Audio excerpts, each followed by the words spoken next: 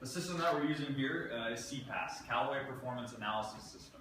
There's two high-speed cameras that are up in the ceiling, and they kind of crisscross down here at the impact area. So when your club head, Tristan, crosses over the little hole in the floorboard, it triggers those cameras. They take photos at about 10,000 frames per second, so that we can capture the spin on your golf ball and then also the club head data as well. The information is going to be displayed behind us on the plasma over there, and then when I click a couple buttons, we'll be able to see that on the screen up front as well. So we developed this almost 20 years ago, yeah, it's the most technically advanced system that we've come across, and that's why we're still using it today. So go right ahead, get nice and loose for me.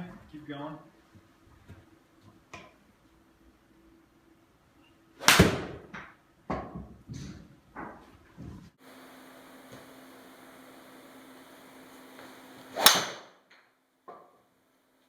Talk about some of these numbers here. And this one right here was actually your best. So down the left side of your screen, Tristan, you'll see your 3 best golf shots. Okay, so this is kind of your downrange dispersion. The tee box is down here where these divots are taken out of the ground, and this straight line downrange corresponds with the red and white pole that's out here in the distance. Okay, and you can see the highlighted shot, the shot that I pulled up, is the shot with the numbers represented up here. Okay, but realistically, how far would you say typical driver goes for you? 240. Okay, all right, good. So you can see in here, just around that 250 mark, okay, with total rollout and distance, all right? So not too far off. Club head speed, how fast you're swinging the golf club. Really important for me, lets me know if shaft flex is gonna work best for you.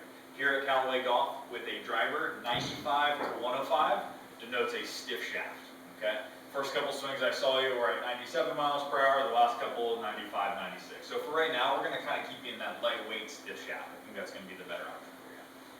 Ball speed, how fast the golf ball is traveling off the club face. The higher the ball speed, the more distance you're gonna see, typically, all right? As we try out the different drivers, we're gonna see how it compares to the 140. That's about the highest ball speed we've seen yet, very good.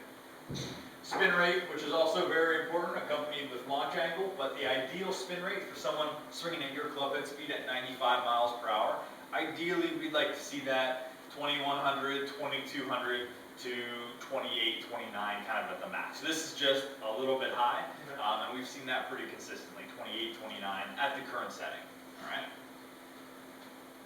Ball side spin kind of talks about the dispersion right and left. Realistically, anywhere under 500 RPMs is pretty much a straight golf shot to the naked eye. So this is a nice little draw. Maybe just pulled it just a little bit to the left of your target, but all in all, it was a good shot.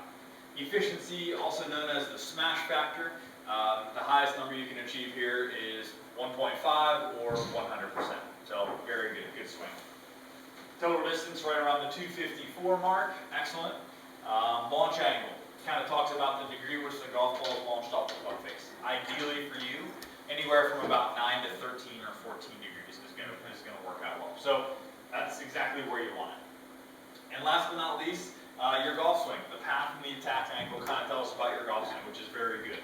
You can see from the illustration, you're about a degree from the inside, which tells us you swing from the inside out to the right of your target, which is ideal for a nice little draw. Very good.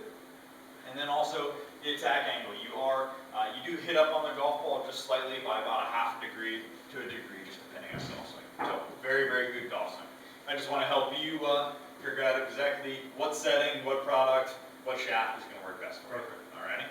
Do you guys have any questions? I went through relatively quickly, but does anything look odd? You guys want to talk about anything up there? Yeah. Right off the bat, what do you think he fits into in terms of heads that you guys have? Yep. So, just kind of, from talking about him, kind of the pre-fit interview as you're warming up, you've got the tendency to play typically the moderate mid-spin drivers. Usually you play the larger club head. The G30 is, looks as big as you can get it, but you've also played the OptiForce 440, which is kind of a smaller pro version. Right. So, right off the bat, I would say this current head spins a little too much for him. Okay. I wouldn't go mid, I wouldn't go low yet, probably the mid to low. So maybe like an 815 with a lower gravity core, or potentially the 9-degree XR head. On average, your 3 best golf shots, when I put them together, your average spin rate is 3,200. Okay? Realistically, if we get that down to 2,500 consistently typically on average, you'd probably see 7 to 10 more yards, you know, just based off of bringing that spin. And that's a little bit different than where it was. Yeah, that is, yeah, because he was maybe about a year ago, year and a half ago. Yep. We did it, and he needed more spin. You needed more spin. Yeah, I was like down around 2,100. Yeah, I think he might have been hitting up like 4 at the time too. Okay, So gotcha. that's, I was gonna say, do you guys remember what the golf swing was like? Were you guys able to look at that, the attack and path angle? Do you remember that at all? nothing this clearly. I just Okay. heard that the attack angle was higher.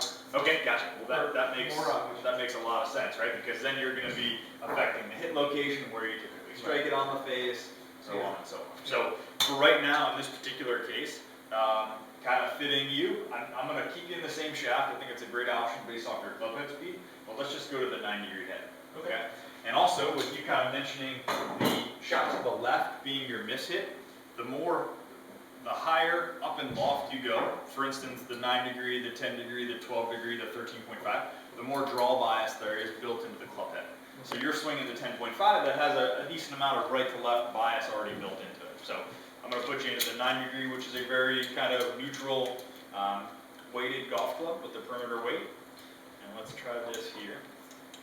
And as you guys probably know, loft is going to affect the launch and spin the most. So that's going to be the first thing that we're altering here. We're going from 10.5 to 9 degrees. Go right ahead for me.